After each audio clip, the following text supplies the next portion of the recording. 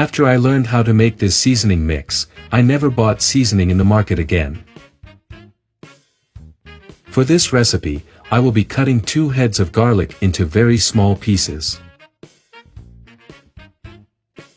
I'm going to cut into cubes a green pepper. And this personal recipe is used to season several recipes. Like meats, omelets, salads, it's perfect. I'm sure all of you who make it will love it. Now I'm going to cut a yellow pepper, and people are already commenting there for me. Which city you are watching us from, that I will send a big hug to each one of you who comment. So you're commenting. I will now be cutting a red pepper, and this personal seasoning is for you to keep in the fridge. It lasts up to 3 months, is very good. I will also cut 2 onions into cubes, and also cut parsley and chives.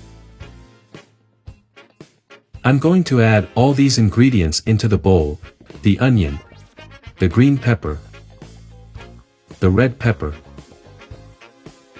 the yellow pepper, the garlic, the parsley and chives. And I'm going to be mixing it very well, and this personal recipe is wonderful, and I'm sure all of you who do and will super love it. Now to season, I will add a spoonful of oregano, a spoon of rosemary, a spoon of black pepper, a spoon of salt. And the salt is what will serve to preserve our recipe, and I will be mixing it very well. And today's special big hug goes to Mia from Texas. Thank you so much for always commenting, I appreciate it immensely. I will add it here in a glass jar, but you can add it to any container. Okay, stay like this, and I'll be putting olive oil all the way up, right?